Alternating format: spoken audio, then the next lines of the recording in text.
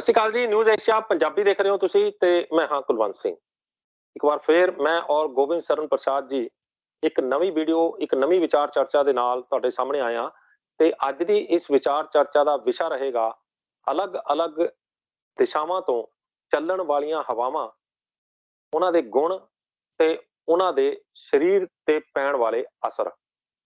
ये हिंदी च गल करिए तो अलग-अलग दिशाओं से चलने वाली हवा, उसके गुण धर्म और उसके शरीर पर पड़ने वाले प्रभाव। ਅੱਜ ਆਪਾਂ ਗੋਬਿੰਦ ਸਿੰਘ ਪ੍ਰਸਾਦ ਜੀ ਤੋਂ ਜਾਣਾਂਗੇ ਕਿ ਹਵਾ ਦਾ ਸਰੀਰ ਦੇ ਉੱਤੇ ਕਿਹੜੀ ਹਵਾ, ਕਿਹੜੀ ਦਿਸ਼ਾ ਵਿੱਚੋਂ ਜੋ ਹਵਾ ਚੱਲ ਰਹੀ ਹੋਵੇ ਤੇ ਉਹਦਾ ਸਰੀਰ ਦੇ ਉੱਤੇ ਕੀ ਅਸਰ ਪੈਂਦਾ, ਕੀ ਉਹਦੇ ਚੰਗੇ ਅਸਰ ਹੁੰਦੇ ਨੇ ਤੇ ਕੀ ਉਹਦੇ ਮਾੜੇ ਅਸਰ ਹੁੰਦੇ ਨੇ। गोविंद जी, आपका न्यूज एशिया पंजाबी पे बहुत बहुत स्वागत है। वंदे मातरम। आप सभी को बहुत बहुत धन्यवाद और कोटि कोटि नमन। हमारी जो ये प्रोग्राम है न्यूज एशिया के माध्यम से, भाई कुलवंत जी के माध्यम से, कि अपनी संस्कृति का ज्ञान, परंपराओं का ज्ञान, आयुर्वेदिक का ज्ञान, जो कहते हैं कि बड़े बुजुर्गों का भी ज्ञान, मतलब किसी पंडित का नहीं, जो कहावत के तरीके की जो कहावतें थी, उन सभी के फर्क क्या है हमारे जीवन में और हम कैसे उन सभी ज्ञानों को बचा के रखें, उन ज्ञानों को आप तक पहुंचाने का कार्य कर रहे हैं। तो जैसा कि कहा जाता है कि हमेशा सुनने को आता है कि पुलिस की मार, मतलब चोर को जो मार पड़ती है, और चोट, जो आपका चोट है और चोर की मार, जब सर्दी का मौसम आता है तब वो दर्द उठ जाता है, और पूरब की हवा चलती है तो दर्द उठता है। तो ये पहले सुनने में आता था कि जब जब चलेगा पुरवैया तब तब आएगा दर्द में, मतलब बढ़ेगी अंगड़ैया। तो ये हमने गांव घर में सुना था, और जब ये चिकित्सा क्षेत्र में आए और जो आयुर्वेद के कुछ ग्रंथों का अध्ययन किया तो उसमें संस्कृत के श्लोक भी हैं। संस्कृत मुझे उतनी अच्छी बोलनी नहीं आती, तो मैं उन सभी चीजों का हिंदी में, जो कहते हैं आम भाषा में, जैसे कह सकते हैं भाईचारे के नाते, भाई होने के नाते, तो उस पर हम बात कर रहे हैं कि अलग अलग दिशा से हवा चलती है और उन हवाओं का भी एक अपना ज्ञान है। बड़े बुजुर्गों को एक पता होता था कि अगर इस तरह की हवा चल रही है तो ये नुकसान हो सकता है, ऐसे हवा चल रही है तो बारिश हो सकती है, नहीं हो सकती है, कितनी देर होगी, ये सब उनका ज्ञान था। तो उन अनुभवों के आधार पे आज सिंपल साधारण जो छोटी छोटी बातें हैं जो हम जान पाएंगे, जो ज्ञान पढ़ा, तो उसी चीजों को आप तक पहुंचाने का प्रयास है। तो कहा जाता है कि 4 दिशाएं हैं हमारी, पूरब, पश्चिम, उत्तर, दक्षिण। तो सबसे उत्तम जो हवा चलती है वो दक्षिण की हवा सबसे उत्तम कहलाती है हमारे शरीर के लिए, उसके बारे में हम बात करेंगे। पूरब की जो हवा होती है सबसे ज्यादा नुकसानदायक और सबसे ज्यादा कष्टकारी होती है। कहते हैं जब पूरब की हवा चलेगी तो पुराने चोट और दर्द जो है वो उभरेगा। तो ये पूरब की हवा काफी नुकसानदायक है शरीर के लिए। तो पूरब की दिशा से चलने वाली जो हवा है वो तासीर में गर्म होती है। आयुर्वेद की भाषा में बात करें, जो संस्कृत में श्लोक है, पूर्वो नीला गुरु सोचना सिग्निता पिता सुदृक्ता विदाही बातल श्रांति कफ स्वस्वाता हिता स्वादु परसुदेही तो वसत विष्कर्मण्या सनिपात ज्वर श्वास मामत प्रख्यात्या। तो इस तरीके से संस्कृत में श्लोक है। तो अगर हम हिंदी साधारण सी भाषा में बात करें तो पूरब की दिशा से चलने वाली हवा तासीर में गर्म होती है, पित्त और खून को खराब करने वाली तथा शरीर में जलन और गैस को पैदा करने वाली होती है। यह वायु शरीर की थकान, कफ को समाप्त करने वाली, सूखा रोग ग्रसित रोगियों के लिए लाभकारी है। मतलब लाभकारी है, लेकिन किसके लिए? जो सूखा रोग से ग्रसित रोगी है। और यह सूजन को बढ़ाती है, चमड़ी के त्वचा के रोगों को, जहर को, बवासीर को, कीड़े होना, टाइफाइड, दमा और गठिया जैसे रोगों को जन्म देती है। मतलब एक हवा का भी कई बार हम कहते हैं कि जी हमने जो अपना घरेलू उपचार में जो बताते हैं जी आप हल्दी मेथी सोंठ या जो भी चीजें हैं, मालिश या जो भी चीजें हैं करते हैं, और वो कहते हैं कि जी फर्क नहीं पड़ रहा, आराम नहीं पड़ रहा। अब कल परसों की ही बात बता रहा हूँ, हमारे एक बहुत अच्छे जानकार हैं, चाचा जी हैं उम्र में, तो उन्होंने अपने बहुमूत्रता की समस्या के लिए एक दवा का सेवन कर रहे थे। उनका फोन आया, इस दवा से मुझे बहुत आराम है बेटा, बहुत आराम। लेकिन 5 दिन बाद जैसे फोन आता है, मतलब पहले फोन आया कि आराम है, और 5 दिन बाद फोन आ रहा है कि अभी आराम में थोड़ी सी कमी आ गई। एक है दवा तो अच्छा काम कर रहा था, एक है कैसा क्या हुआ? तो मैंने बोला कि जी आपकी दवा की गलती नहीं है, आपके खान पान की भी गलती नहीं है। ये जो एकाएक दिल्ली में 2 दिन के अंदर मौसम में एकाएक पूरा बदलाव आ गया, ठंडी ठंडी हवा बहने लग गई, शीतलता बढ़ गई, तो उसका भी प्रकृति भी हमारे प्रकृति को वक्त-वक्त पे बदल देती है। तो ये भी हमारे शरीर पे, तो कई बार हमारे जो जो आचार्य हैं या जो भी हमारे चिकित्सक या वैद्य होते थे, पहले आज पता नहीं क्या ऐसा सिद्धांत हो गया है कि दवाई का मतलब आज लिख दो 2 महीने तक खाएगा।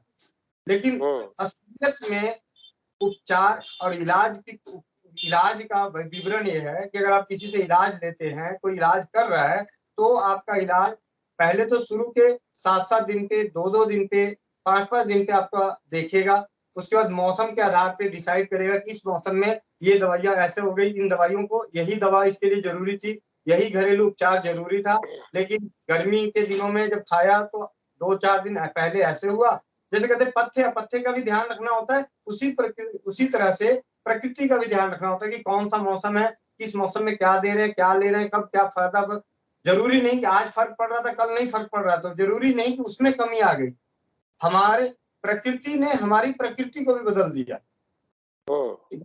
ये यहाँ से बहुत ही सूक्ष्म तरीके से समझ सकते हैं कि हवा चलती है और उससे तकलीफ बढ़ जाती है।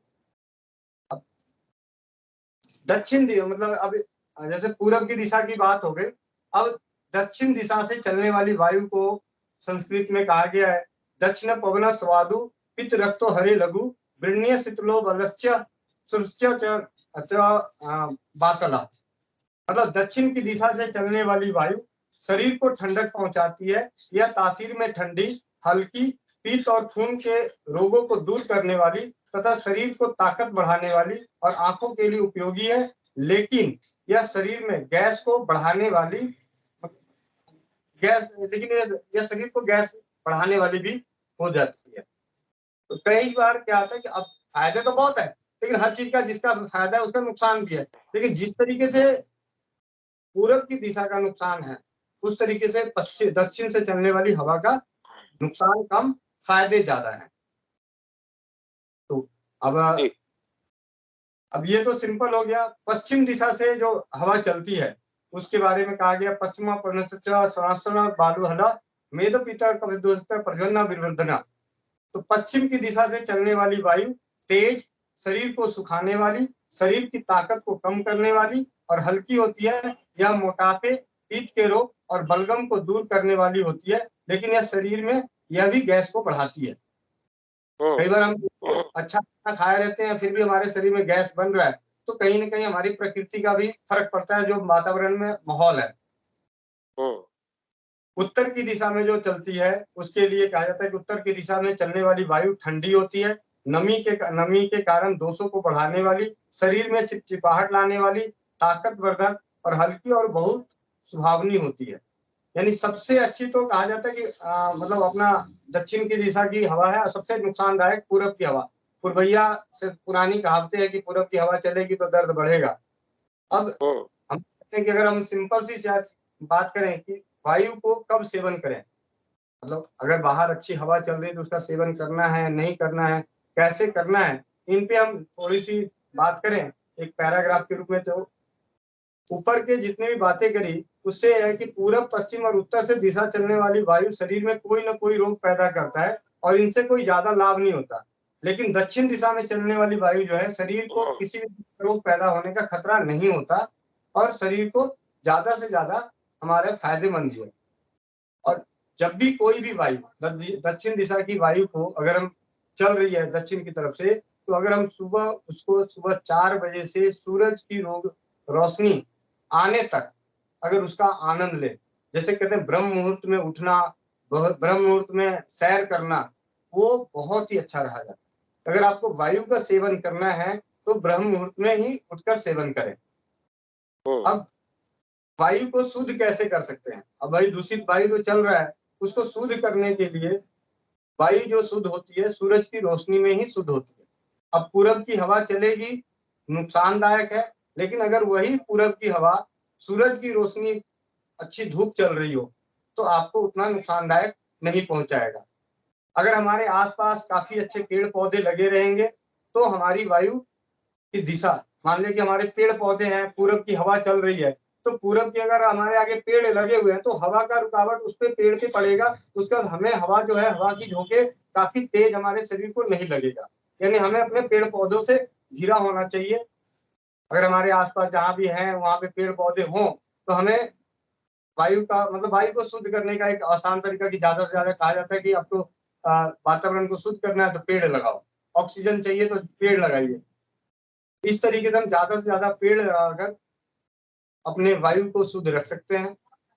और जिन दिशाओं से चलने वाली हवा है उनमें से पूरब की हवा सबसे ज्यादा नुकसानदायक है। ये एक संक्षिप्त जानकारी एक आपके इस भाई के पास अध्ययन के दौरान मिली और आप सब तक पहुंचाया। आपके पास अनुभव है, इसके ज्ञान है, कुछ चीजें हैं तो हम तक पहुंचाएं ताकि हमारा भी ज्ञान और बढ़े और ये हौसला बढ़ता जाए, ये कारवां चलता रहे। आप सभी से यही विनती है कि आप लोगों का आशीर्वाद हम पर बना रहे और हम इस तरीके के कार्य को जीवंत इसी जोश उमंग के साथ करते रहें। वंदे तो मातरम। गोविंद भाई अब ये सवाल ये उठता है कि लोगों को पता कैसे चले कि अब ये किस मौसम में कौन सी हवा चल रही है, किस मौसम में कौन से मंथ में कौन सी हवा चलती है, ताकि क्योंकि बहुत सारे लोग हैं जो अलग अलग बीमारियों का, अलग अलग रोगों का उपचार कर रहे हैं और अलग अलग रोगों के संबंध में आपने हवाएं भी अलग अलग बताई हैं। तो उन रोगों का उपचार कर रहे हैं, तो अगर हवा उनके उल्ट चल रही है तो उपचार के असर जरूर पड़ेगा, उपचार नहीं हो पाएगा उनके रोग। तो वो तो ऐसे में वो क्या करे, कौन से देखिए महीने में कौन सी हवा चलती है, ये भी थोड़ा सा ज्ञान होना चाहिए।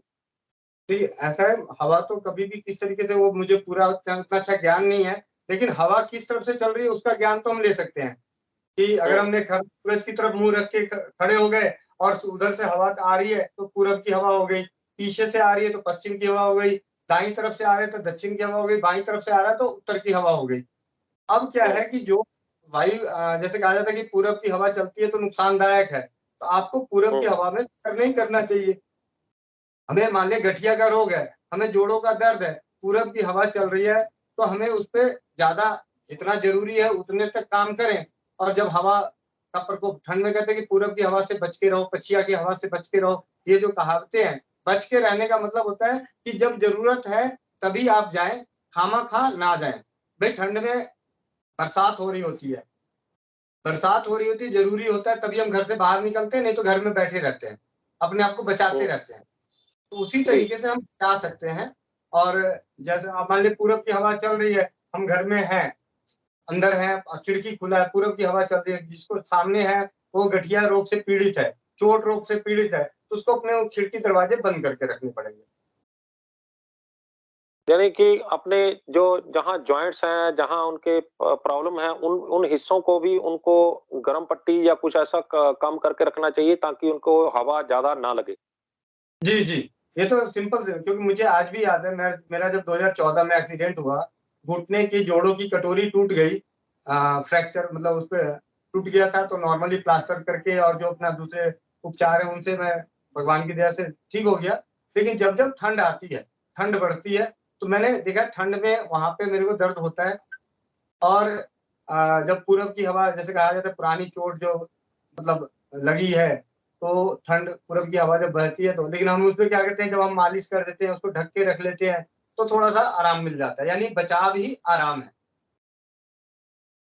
तो इसके अलावा जो आपने जिस हवा के जो प्रभाव से जो रोग होते हैं, उन उनका जब उपचार कर रहे होते हैं तो उनके ऊपर भी अगर वो हवा उस रोग के उल्ट है तो उनका भी असर पड़ता है, तो वो उस दौरान फिर क्या करें लोग? उस दौरान तो यही है ना कि एक तो हवा को तो आप बदल नहीं सकते ना। हाँ, हाँ। जैसे हमारे शरीर में स्वर विज्ञान है, चंद्र स्वर और ये सूरज का जो 2 स्वर होते हैं, तो अगर हमारा जो होता है कि स्वर बदल लेते हैं। अगर हमारा सूर्य स्वर अगर तेज है, तो सूर्य को बंद कर देते हैं, तो चंद्र का आना-जाना शुरू हो जाता है। तो उसी तरीके से हवा को तो प्रकृति का है, उसको हम बदल नहीं सकते। उसको हम आगे उससे कम हमारे शरीर को ज़्यादा ना लगे, उससे बचाव करके रख सकते हैं। जैसे छोटा बच्चा, नवनिहाल बच्चा होता है, उसको गोद में ले, अरे भैया ढक के रखो, शॉल ओढ़ा के रखो, बच्चे को हवा लग जाएगी, बच्चे को हवा लग जाएगी। यानी उसको बचाना है, यानी अपने आप को बचाना ही यहाँ पे है। हम प्रकृति की हवा को नहीं बदल सकते। हम उसकी रूख को नहीं बदल सकते। हम उसको शुद्ध करने के लिए अपने आसपास में पेड़ लगा देंगे, जो हवा है वो शुद्ध होगी। अगर मान लीजिए पूरब की हवा चल रही है और बाहर एकदम खुला पानी, तालाब है, पूरब की हवा चल रही है और नदी के किनारे हैं, तो पहले ही पूरब की हवा, ऊपर से और ठंडी हवा, तो वहां पे आप नदी को तो नहीं हटा सकते, आप वहां से अपने आप को हटा सकते हैं। लेकिन मेरा सवाल ये था गोविंद भाई कि ये तो बात हो गई कि जिन लोगों की चोट लगी है, जिन लोगों को गठिया है या जिन लोगों को जोड़ों का दर्द है। बहुत सारे रोग आपने और भी बताए हैं, जैसे स्किन के रोग हैं, जैसे मोटापा है, जैसे कुछ रोग और भी बताए हैं। तो इन जी। लोगों को मतलब ये लोग क्या करें, क्योंकि स्किन के दूसरी चीजों में तो बनेगा, मोटापा वाला, स्किन के रोग वाला, ये लोग क्या करें? अब क्या होगा कि जब मान लीजिए कि हमारा जो हवा चल रही है हमारे स्किन की रोग को पैदा करने का है, तो हम क्या होता है हम्म। कि तेलीय चीज, जैसे हम तेल लगाते हैं, हम अपनी कोई औषधि लगाते हैं, लेपन करते हैं। हम शरीर पे जब लेपन करते हैं, हमेशा कहा जाता है कि जब आप मालिश करते हैं तो खुली हवा में मालिश ना करें। ये हम्म। नॉर्मल सी बात है। यानी कि अगर जिसको स्किन का रोग है, तो अपने शरीर पे एक तेल की लेयर चढ़ा के रखें, ताकि हवा की जो नमी है उसको सीधे नुकसान ना करे। जिनको जिस तरीके का है उस तरीके से, मतलब ये तो एक ज्ञान है कि हवा किस तरफ से कौन-सी हवा चलती है तो कौन-सा रोग बढ़ सकता है। यानी अगर यहाँ पे संक्षिप्त इस बात को आज परिचर्चा में लाने का पर्पस ये था कि हम सोचते हैं कि सिर्फ हमारी गलती से हमें रोग होता है, प्रकृति की गलती से भी हमें रोग होता है।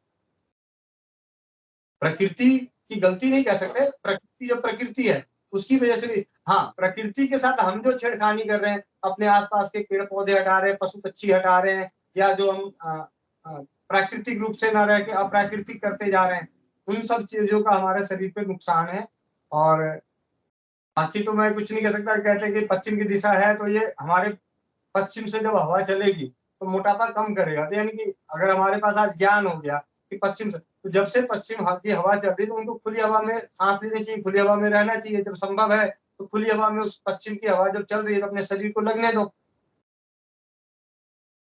यानी कि पश्चिम दिशा में अगर कोई हवा चल रही है, पश्चिम दिशा दिशा से चल रही है, तो उस दौरान खुले में सैर करना जो है वो मोटापा कम करेगा। हाँ, मोटापा है, पीत का रोग है, बलगम है, ये हमारे को दूर करता है। ठीक है। बाकी क्या हम जैसे भाई-बंधु है ना, हम लोगों ने सिर्फ ज्ञान, बहुत बड़े आचार्य नहीं है, बहुत ज़्यादा ज्ञाता नहीं है। आज भी मैं अभी इससे पहले आपसे बात हो रही थी कि आज मैंने अपने जीवन में पहली बार, मतलब 94 किताबें, मतलब 94 किताब मैंने अपनी मँगाई, जो आयुर्वेद से संबंधित, होम्योपैथ से संबंधित, नेचुरोपैथी से संबंधित। अब जैसे आपको छोटी-सी चीज़ दिखा दूँ, ये किताब है, अभी जैसे दिखाई दे रहा है? हम्म। मालिश हम्म। द्वारा रोग उपचार एवं सौंदर्य, मतलब जो चीज नहीं हम्म। खा सकते, ये मतलब अपना ज्ञान बढ़ाना है। और उन ज्ञानों को अब ये जो, ये लगभग 1500 पेज की बुक है, होम्योपैथ की गीता कह सकते हैं इसे, गीता। हम्म। 1500 पेज की ये बुक है, होम्योपैथी मटेरिया अमेरिका की विस्तृत रेपेट्री।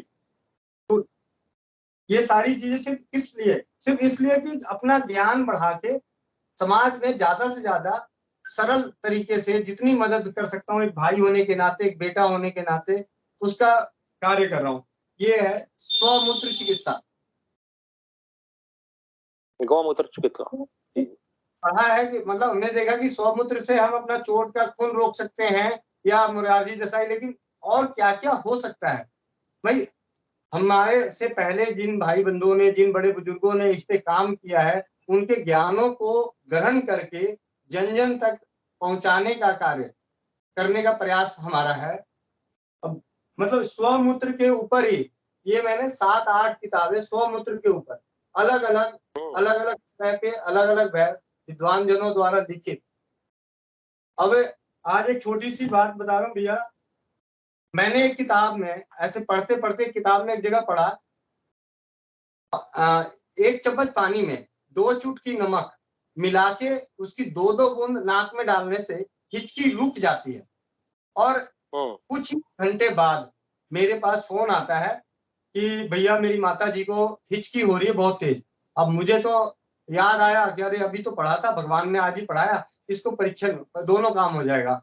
और हम्म। अब बताने का पीछे नुकसान इसलिए नहीं है क्योंकि मेरा मानना है एक पल के अंदर मेरे मन में ख्याल आ गया, एक मिनट, एक पल के अंदर मेरे मन में ख्याल आया, समुद्र में हर कोई जाते हैं, गोवा, पणजी, बम्बई सब जगह जाते हैं, समुद्र में घूमते हैं, डुबकियां भी लगा लेते हैं, तो उस वक्त भी तो नाक में जाता होगा नमक वाला पानी। तो बिल्कुल मैंने कहा जाता।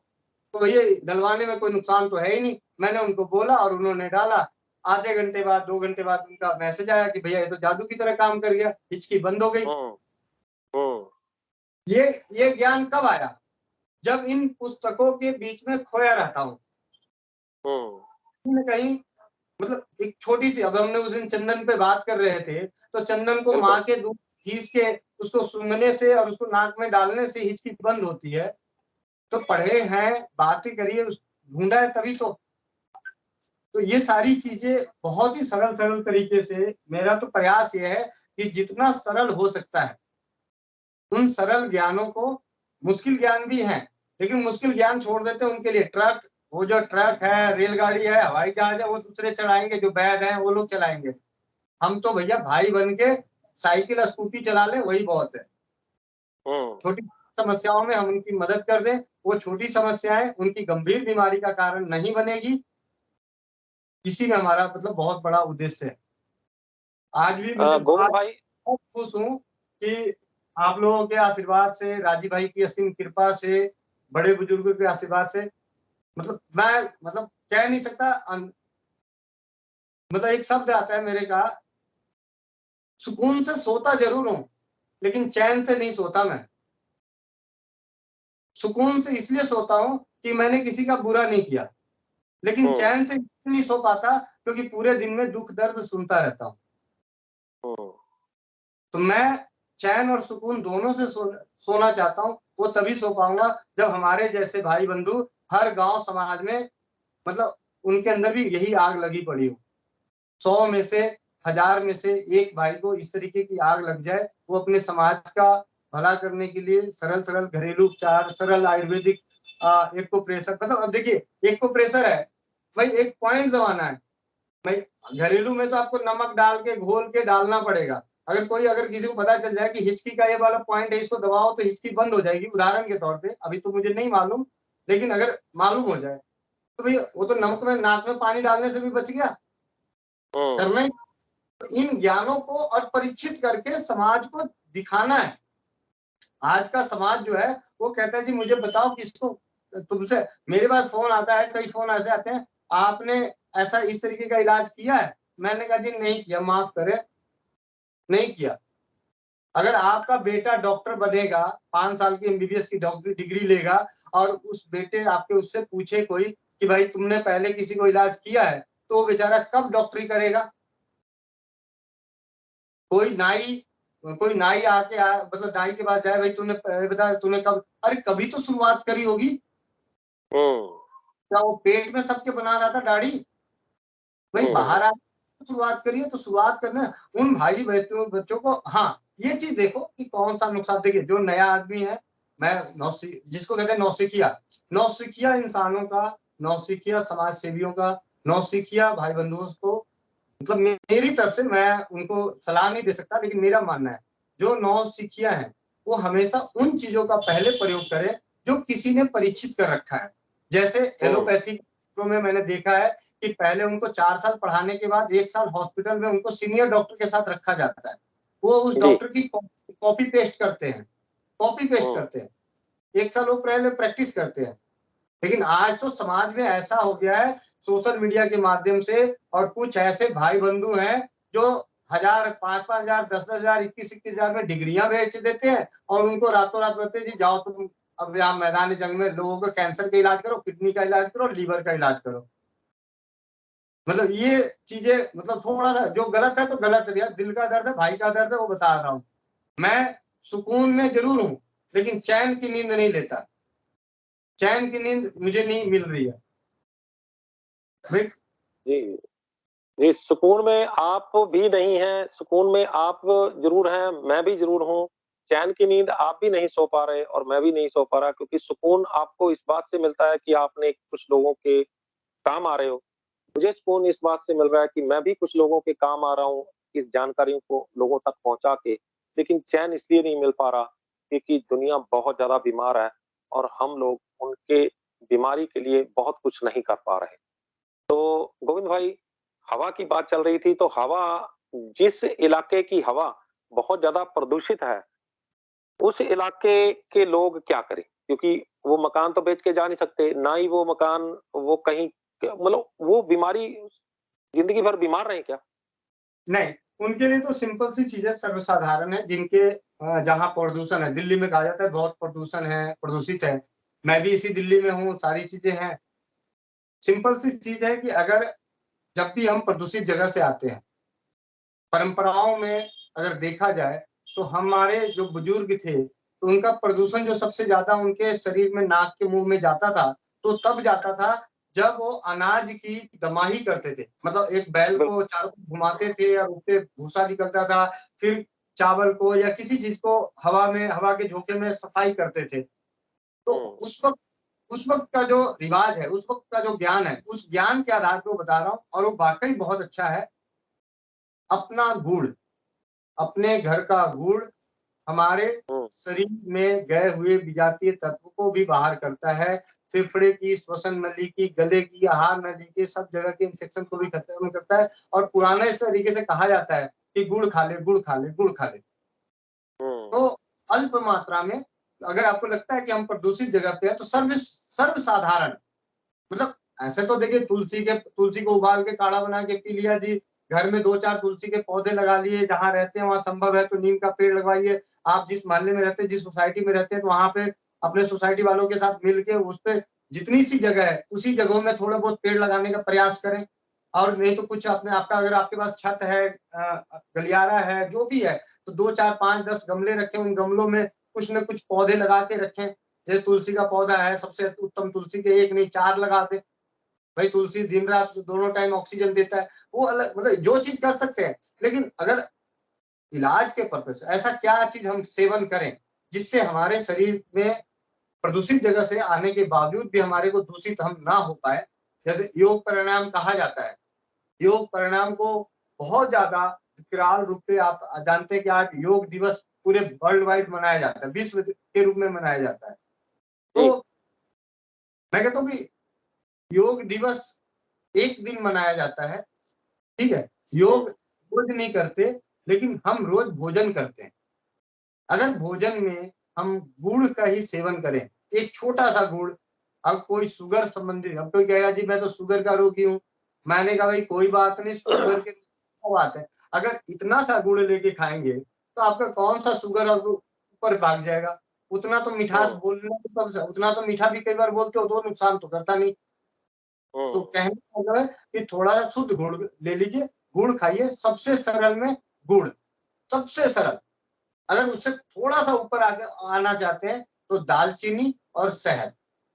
आधा हम्म। चम्मच दालचीनी, आधा चम्मच दालचीनी, 2 चुटकी दालचीनी, जिसको जितनी इच्छा करे, 1 चम्मच उसको शहद में अच्छे से मिलाइए और उसको चाटिए। सुबह-शाम चाट लीजिए, बहुत अच्छा है। अच्छे से नाक नाक की सफाई अच्छे से करें, जलनेती जिनको करना आता है जलनेती करें, हफ्ते में 1 दिन करें या 2 दिन करें। लेकिन जो मैं जैसे 43 साल का हो गया, मैं जलनेती नहीं करता, तो मैं अपने नाक को अच्छे से साफ कर लेता हूँ, नाक में सरसों का तेल लगाता हूँ, नाक में सरसों का तेल डालता हूँ, कान में सरसों का क्योंकि कान में भी हवा घुसने की शिकायत लगती है कि कान में हवा लग जाएगा, कान में हवा लग जाएगा, कान ढक के रखो। तो कान में सरसों का तेल लगाते हैं, सरसों का तेल डालते हैं। इस तरीके से हम अपने आप को स्वस्थ और बचाव कर सकते हैं। बाकी बड़े-बड़े स्तर पे आपके जो भी संस्था है, जो भी अपने-अपने संगठन है, उनके माध्यम से समाज हित के लिए अ, भविष्य के लिए जो-जो कर सकते हैं वो कीजिए, अलग बात है। लेकिन जो सरल तरीका है, रसोई घर में गुड़ सबसे सरल गुड़। कुछ नहीं मिलता, छोटा-सा गुड़ का ढेला खाइए, आपको लगता है कि हाँ जी, आज मैं धूल-मिट्टी में खूब दौड़-कूद के आया हूँ, आराम से घर आके थोड़ा-सा गुड़ ले लीजिए, खा लीजिए। आराम से खाइए, उसको हल्का-सा पानी पी लीजिए, बहुत अच्छा है। गुड़ खाना वो हमारे जो शरीर में प्रदूषण की वजह से जो हमारे शरीर में अंदर फेफड़े में आगे चल के अगर हम रोज़ खाएँगे थोड़ा-थोड़ा, तो जो फेफड़े में नुकसान थोड़ा-थोड़ा हो रहा है, वो थोड़ा-थोड़ा घटता जाएगा, ऐसे ही और दूसरा, इसमें आयरन की मात्रा बहुत ज़्यादा होती है, पेट साफ होता है इससे, और जो काफ़ी चीज़ें जो है इसमें पौष्टिक तत्व भी इसमें बहुत ज़्यादा होते हैं। तो गुड़ भी कई प्रकार के होते हैं गोविंद भाई। एक पाम जैगरी है, खजूर का गुड़, ये सबसे उत्तम माना जाता है और दूसरा गन्ने का गुड़ जो होता है वो जो है वो बाजार में जो बिक रहा है उसमें केमिकल डाले जा रहे हैं, लेकिन शुद्ध गुड़ जो है वो मिलना बहुत मुश्किल है। लेकिन पाम जैगरी जो है वो सबसे बढ़िया माना जाता है क्योंकि इसमें ग्लाइसेमिक इंडेक्स जो है वो कम होता है। जी, जी। तो आपने मतलब गुड़ अब आप सामने वाली की अपनी उपलब्धता है। देखिए मैं इन सब चीज़ों में ज़्यादा नेगेटिविटी भी नहीं रहता। मैं तो कहता हूँ जी, या तो सबसे बढ़िया बढ़िया ये है अपने शरीर को ऐसा बना दो कि शंकर भगवान की तरह ज़हर ही पचा डालो। अगर शंकर भगवान को मुझे नहीं मालूम कि उनको उनको वाक़ई अगर पहले बता दिया होता कि ये ज़हर है तो शायद ही ना पीते। ऐसा भी हो सकता है। तो उनका उनके माइंडसेट सेट हो जाता तो उनके शरीर में हार्मोन्स बदल जाता। तो मतलब कहने का मतलब है कि खुश रहो, मस्त रहो, स्वस्थ रहो। ना डरो, ना डराओ, आराम से जो है हाँ, जितना संभव हो अपने तरीके से अच्छा करें, अच्छा लें, अच्छा प्राप्त करें। अब मान लें कि शुद्ध गुड़ के नाम पे भैया आज ऑर्गेनिक गुड़ के नाम पे ₹600 किलो गुड़। हुँ, मतलब अब सोचो, अब ये बताओ ये क्या है? ये लूट नहीं है तो क्या है? ये झूठ और लूट दोनों है। झूठ इसलिए है कि उसने अपने हाथों से नहीं किया इसलिए वो झूठ है। हुँ। भाई आपने किसी और के विश्वास पे उसको ऑर्गेनिक कह के ₹600 में वो बेच रहे हो, तो आप तो झूठ ही बोल रहे हो, किसी और के कहने पे, आपके घर का तो नहीं था। तो झूठ भी है और ₹40, ₹50, ₹100 की चीज़ को आप ह ₹600 में बेच रहे हो, वो लूट है। है कुछ ऐसी आयुर्वेदिक संस्थाएँ खुली हुई हैं जहाँ पे इलाज चलता है, लोग 10 दिन के लिए जाते हैं, एडमिट रहते हैं, बाद में वहाँ से जैविक मिलेट्स, जैविक ये सारी चीज़ें और मतलब बातें करते हैं जैविक की और भोजन लाते हैं बाहर बाज़ार वाले सेब संतरे खिलाते हैं, चावल-दाल बाहर वाले खिलाते हैं। तो मतलब कुछ चीज़ें मतलब झूठ, लूट-मूट सब चलता है, सब चल रहा है। तो इसलिए अपना ज़रूरी है, अपने आप को मजबूत करो, मस्त रहो, स्वस्थ रहो, ना डरो, ना डराओ और ज़्यादा से ज़्यादा अपनी परंपराओं पे, अपने बड़े बुजुर्गों पे, उनके नज़दीक जाके अभी भी समय है। अभी भी समय है भैया। अगर हम आज भी अपने बुजुर्गों के हाथ-पाँव पकड़ के उनसे पूछना शुरू कर दें, तो उनके पास अद्भुत उनके जीवन की कोई न कोई एक ऐसी घटना, कोई न कोई एक ऐसा ज्ञान ज़रूर है, जो अपने आप को, हमारे परिवार को स्वस्थ और समृद्ध बना सकता है। अभी जब हम गुड़ जी, की जी, बात कर रहे थे, गुड़ की बात कर रहे हैं, हमारे डॉक्टर हैं, डॉक्टर यश छावड़िया पता नहीं डॉक्टर यश करके हैं, राजस्थान के। जी। बहुत अच्छे डॉक्टर हैं, होम्योपैथी, आयुर्वेद और नेचुरोपैथी पे बहुत अच्छा उनका विश्लेषण है, काफ़ी अच्छे। उन्होंने गुड़ के ऊपर अपनी वाइफ़ का कमर दर्द सिर्फ़ गुड़ खिला के ठीक किया। जबकि वो चाहते तो बिल्कुल, बिल्कुल। होम्योपैथी दवा दे सकते थे, आयुर्वेद का ज्ञान था उनके पास, आयुर्वेद की दवा दे सकते थे। हमारे जैसे भाई-बंधुओं की वजह से रसोई घर के प्रति भी उनका झुकाव है, उस पे भी कार्य करते हैं, सुविधा अनुसार बताते हैं समाज को, तो वो भी दे सकते थे। लेकिन जब उन्होंने बताया कि एक बार बात हो रही थी, तो उन्होंने बताया कि मैंने जानबूझ के अपनी वाइफ़ को सिर्फ़ और सिर्फ़ गुड़ पे रखा और गुड़ के कमाल में 15 दिन तक उसको कुछ नहीं हुआ, कोई फ़र्क नहीं पड़ रहा था शरीर में। मेरे को गालियाँ काढ़े जा रही थी, नाराज़ होते जा रही थी और 16वें दिन उसका दर्द कहाँ गायब हो गया, पता ही नहीं चला। गुड़ की मैं आपको बात बताऊँ कि गुड़ तो मैंने भी कुछ प्रयोग किए हैं गुड़ के ऊपर। सुबह उठकर अगर चाय की तरह गर्म पानी हो और 1 टुकड़ा गुड़ का हो बर्फ़ी के टुकड़े जितना, तो उसको अगर ये छोटा-छोटा तोड़-तोड़ के मुँह से जैसे हम धी छोटा-छोटा टुकड़ा तोड़-तोड़ के अगर पानी के साथ लेते चले जाएँ, चाय की तरह पानी पीते चले जाएँ, तो जिन लोगों को कब्ज़ की, जिन लोगों को पेट की समस्याएँ हैं, वो समस्याएँ जो हैं वो देखते-देखते दूर हो जाएँगी। पेट तुरंत जो है वो थोड़ी देर बाद ही साफ़ हो जाता है उससे। तो ये एक बड़ा प्रयोग है और गुड़ गुड़ व चने अगर कोई खाता है तो उनको खून की कमी नहीं रहती, खून उनका जो है वो बहुत बनने लगता है।